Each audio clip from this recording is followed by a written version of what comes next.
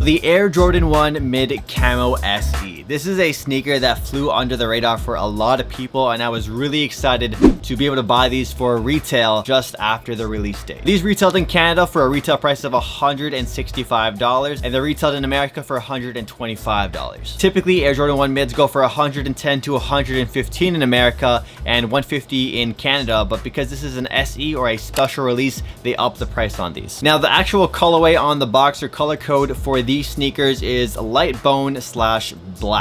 No hint of or no like recognition of the camo print from the sneaker on the box at all. Now, these Jordan 1 Mids released on Nike.com on May 12th, and then they're released on Finish Line on May 18th. Now, in terms of a Canadian release date or international release date for these, there was no specific date, and that's usually the case when it comes to Jordan 1 Mids. There really isn't like a specific date that every store sells them on, like regular retro sneakers, like the Air Jordan 5 or the high top Air Jordan 1s, for example. So Nike just randomly released these on their websites and in their stores throughout the summer. Now, in terms of a Canadian release, these dropped on July 15th at select retailers and on Nike.ca. So if you took an L on these sneakers right here, the resale honestly isn't that bad. Some of you guys might be able to justify it. No one really likes to pay resale for Jordan 1 Mids because, hey, they're mids. If we're paying resale for ones, let it be a high top. But this is a sneaker that really doesn't have a high top version, so it's a pretty unique case for an Air Jordan 1 Mid. From what I've seen on some marketplaces like StockX, these have been selling for about $140 to $150 US,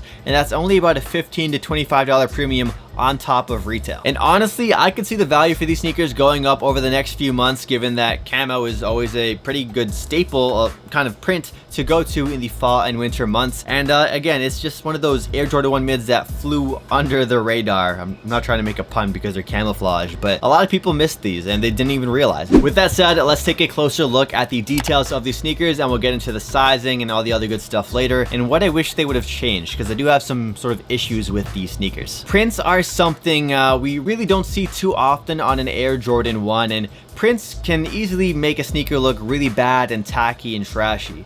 These, on the other hand, Jordan Brand executed on these really well. Now, if you're a fan of camouflage prints like I am, and a fan of Air Jordan 1s, these sneakers are a no-brainer. They're like Ash with Pikachu and peanut butter with jelly, Scottie Pippen with Michael Jordan.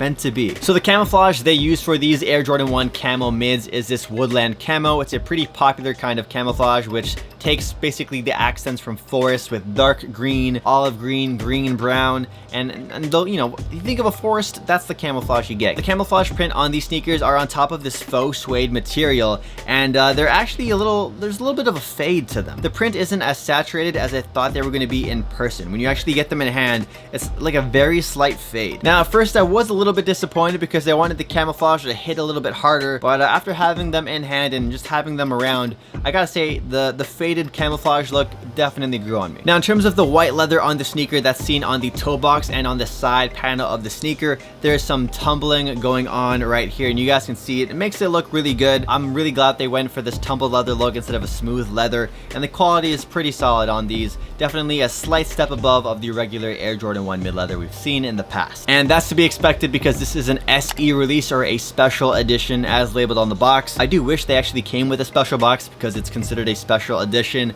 but it's just a regular black and gold Air Jordan box. Now, in terms of the black accents on the sneakers, you have this black nubuck that is around the white toe box, and that black nubuck wraps up to the tongue of the shoe, all around the eye stays, the eyelets right here, and then you have black laces going down the center of the shoe, black Jordan logo on top of the white tongue tag, and then the back collar and the ankle lining of the sneaker is also in black. Now, the Air Jordan 1 Mid Camo only came with black laces. I do wish they came with white, but honestly, if you want to switch it up, you can just buy a cheap pair of white laces, throw them in, but I think they look really clean with the black laces by themselves, so I probably wouldn't change the lacing on these unless you really want these to stand out.